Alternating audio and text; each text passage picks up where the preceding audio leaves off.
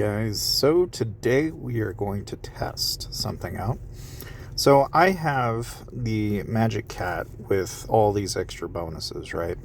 Biggest challenge has been is yes, it's good, but it's not as good as what I think this is going to be. So I've been going through and making several different combinations, and today I finally got lucky and we've got a Michelle with Meteor Feather against the strong Shroom combo and enhanced attack. Now, by no means is this like the best possible combination, but it's got one of the most interesting passives, I think, that you could possibly get with something like this, because for every 50 instances of damage taken, enemies take an additional 200% damage, 80% current combo, yada yada yada, and then 2 of current HP AoE damage, and they become stunned for half a second. Plus 50% of your chance is going to restore your max HP. So we're going to go ahead, we're going to use Michelle, and we're just going to give this a go and really kind of explore what exactly this is going to do. Now, again, before I was getting a stupid amount of global combo. We are trading that out in favor of what I think is going to be a little bit more advantageous, but we'll see. And that's got us now up to 36% boss damage, 288% basic, and 360% combo damage. Now, with that little adjustment, we're going to go ahead and see just what exactly is that going to do for us in PvP. So we'll go ahead and jump over into cross rank, and let's just go ahead and random challenge and see what if anything does this do for us. Because again, the main thing is for every 50 instances of attack, we're now going to get a stun, which is going to be kind of interesting, I think. I don't know how often that's going to come to be useful for us, but we'll see.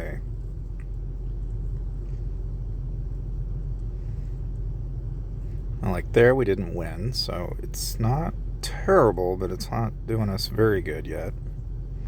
And again, I'm not even trying to micromanage it either.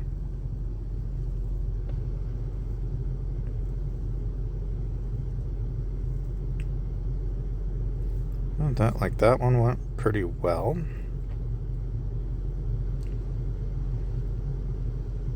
Interesting, a mage build. Not a very strong one, for that matter. It was very easy. Okay. A lot of these guys are using what I would describe as like this is kind of an interesting build out of all the ones that I've seen. So, a little interesting the way this is currently working, but we'll go ahead and try our luck here, see what happens. And this is, it gets comparable.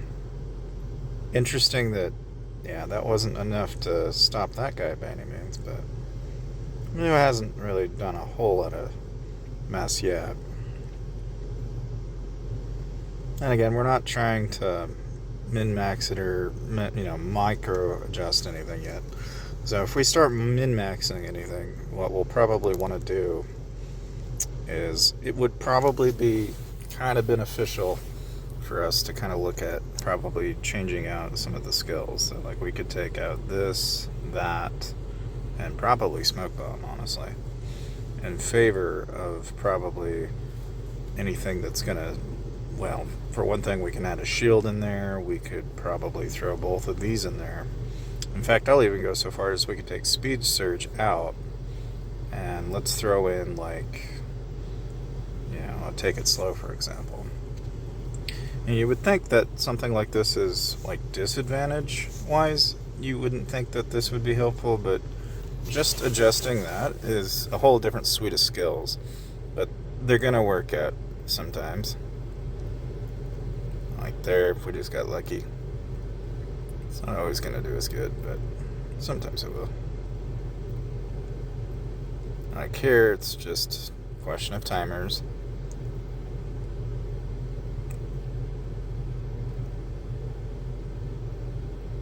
Like that time we beat him on the timer, so we win.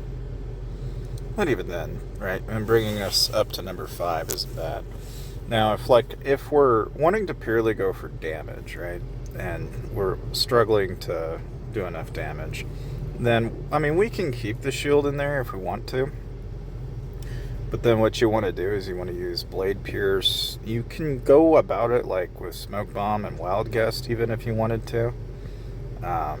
You can even add stuns in there. So like for example, I could throw the stun in there and leave it. And this isn't like terrible. I mean, if anything, you'll find that the Worldly Snare tends to slow you down. It's a lot of damage, but it's not always the most effective piece of what you could potentially achieve. So like if we just jump into this, we can see where we're at on the damage output. We may have to tweak it ever so slightly, but it should help. I mean, now granted, that Shrimp Shield's probably doing us less work, so we could probably go in here and just to make it work that much more for us, we could take that out and we could throw in like probably Wild Gust, give ourselves like a small attack boost. And of course, you can always go about upgrading and changing out your souls too. I mean, if you really want to get and finesse it to any amount, we'll just go ahead and grab what we can there. In fact, well, let's just go ahead and do a soul trial. Why don't we? So we'll just go over here, go to acquisition. We'll do a soul trial here and see what we can get with that. Because again, we're just primarily focusing on damage here. Eventually you do get to a point where HP becomes an issue, but as you can tell, it's not terribly difficult when you've got Cheetah 0. You can kind of skip through it a little bit. As long as you've got enough damage anyway. That's the kicker a lot of the time, is in late game builds, you're struggling because a lot of the time you need HP and defense. And you need some combination of those in order to really make it work for you. And even though, like with Michelle, we're getting some of it back with Meteor Feather, it's still going to be a little difficult. Because if we look at our global combo, we'll probably see a noticeable reduction from where it was, which it was like 33-ish thousand, I think. So like if we go back and actually look at the actual combo multiplier, oh yeah, it hasn't really changed enough for it to actually, it's really not that bad. It's actually a trade-off that I'm actually kind of surprised by that, actually. But either way, that's fine. It's totally okay. That's actually, if anything, that's plenty acceptable in my opinion. Okay, so like if we go back into a Salt Lamp Thief here, let's see if we'll do enough damage now. We may have to adjust relics potentially, but we'll see. I mean, I could probably, in fact, if I wanted to finesse it any more than I have, right? We're not really needing life so much as what we need is damage. So we can throw a Firebreaker on for crit, and then rather than asking for HP, we're just going to go ahead and get the Flaming Carnage and get every possible crit in as much as we can. And that's going to maximize the damage rating here quite a bit. Or at least it should. Now, I don't know. I mean, the stun isn't really going to be helping us a whole lot here, but that's okay. We don't think we're going to lose out on damage by any means here. It's still probably going to be enough. So, now for the next run, I think what we'll do is we'll go ahead and we'll actually take this out. Because like I was saying, it's not bad, but it's not good either. Like, you're going to lose out on some damage from that. You could kind of approach this with Speed Surge, actually, because you're going to have that much more speed. A lot of the time, if you don't already have a really high attack speed, that little extra bonus of speed there is going to help. And especially in a Plume Monarch build, that's where a lot of your damage is. So if you're really wanting to finesse the system, so to speak, that's where you can do it. But as you can tell, there's still not enough, really. So I would almost be curious if we could try doing like for example, you can take advantage of like Magic Carpet, for example, and we can throw in instead of Speed Surge or Smoke Bomb or even Blitz Assault, even we could probably Oh, I think what we'll do is we'll get rid of Speed Surge and we'll actually throw a Clone Strike in. Because I know that inside here, alternatively we can go and do Storm Necklace, and then rather than try and buff on Blitz Assault for that damage output, we can actually grab a fair bit of that actually off of 100 slashes and give ourselves that little extra. Because that 0.5% off of our HP is actually pretty helpful. And with that in mind, I think that'll probably work. That should at least give us enough damage, I hope.